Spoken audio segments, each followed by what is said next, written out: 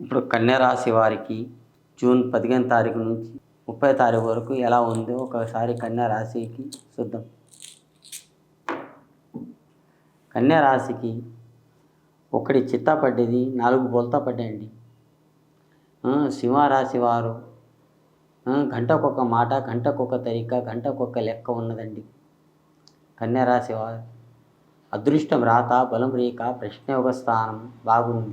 చాలా నిదానమే ప్రధానం, మంచిగున్నది. ఉరుకులాడితే ఏది కాదు, నిదానం చేయండి. మీరు ఎంత నిదానం చేయండి అంత బాగుంది. మీ పేరు నష్టపోయారు, ఇప్పుడు సుఖపడుతున్నారు. కొంతమంది బాధపడుతున్నారు, కొంతమంది ఏడుస్తున్నారు.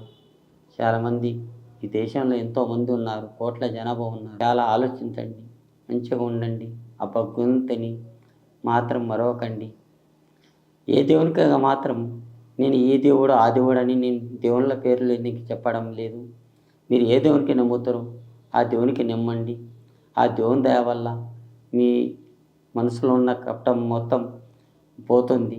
ఈ దరిద్రం కూడా తొలగిపోతుంది. మీరు అనుకున్న పనులు మీకు బాగా జరుగుతుంది. ఏం టెన్షన్ తీసుకోకండి. అనుకున్న పనులు మీకు బాగా జరుగుతాయి.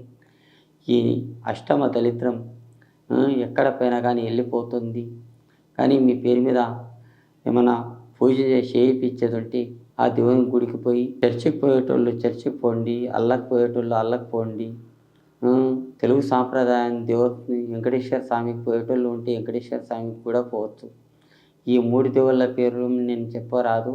మీ ఇష్టం వచ్చిన మీరు ఏ దేవుళ్ళకి మతం నమ్ముతారో ఆ దేవునికి పోయిరండి. మీ అనుకున్న పనులు మీకు బాగా జరుగుతాయి.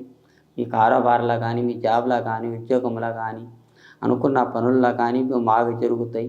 ఏం టెన్షన్ తీసుకోకండి. మీకు హరకత్ బరకత్ రాబోయే దినాల్లో కూడా మీకు మంచి జరుగుతాయి. 4 పైసలు మీ వంతులో కలిసి వచ్చే యోగం కూడా ఉంది. వస్తాయి, తొందర పడకండి, నిదానం చేయండి.